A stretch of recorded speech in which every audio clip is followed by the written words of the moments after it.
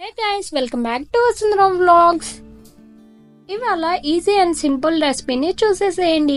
అదేంటి అనుకుంటున్నారా? ఎప్పుడైనా మనకి హెల్త్ అన్ఈజీగా ఉన్నప్పుడు, ఓపికగా లేనప్పుడు చకచకా వంట చేసుకోవాలి అనుకుంటే ఈ 1 pot రసం రైస్ రెసిపీ ట్రై చేసేయండి. చాలా ఈజీగా అండ్ సింపుల్గా ఉంటుంది. టేస్ట్ కూడా చాలా బాగుంటుంది.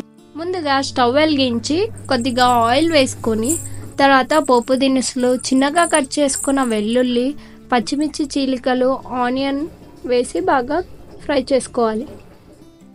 అండ్ నా దగ్గర పొటాటో ఉందని చెప్పి వేసాను. ఇఫ్ ఇన్ కేస్ లేకపోయినా పర్వాలేదు, వెజిటేబుల్స్ ఏవైనా వేసుకోవచ్చు.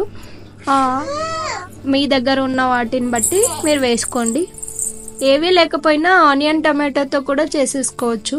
నేనైతే పొటాటో ఫ్రై అయ్యాక టమాటో వేసి, కరివేపాకు అన్నీ వేసి కొద్దిగా కలిపేసుకొని, తర్వాత కారం, ఉప్పు, పసుపు రుచికి సరిపడా వేసుకున్నాను.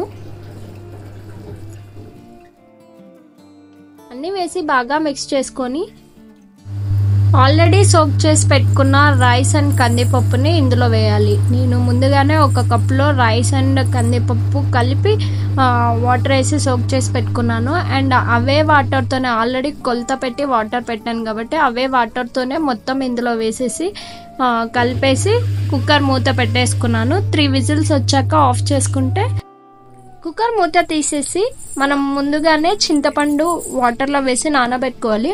ఆ వాటర్ని ఇప్పుడు ఇందులో మిక్స్ చేసి, తర్వాత ఫైనల్గా కొత్తిమీరతో గార్నిష్ చేసుకుంటే ఎంతో టేస్టీ 1 pot రసం రైస్ రెసిపీ అయిపోతుంది. ఈ వీడియో కనుక నచ్చినట్లయితే తప్పకుండా లైక్, షేర్, కమెంట్.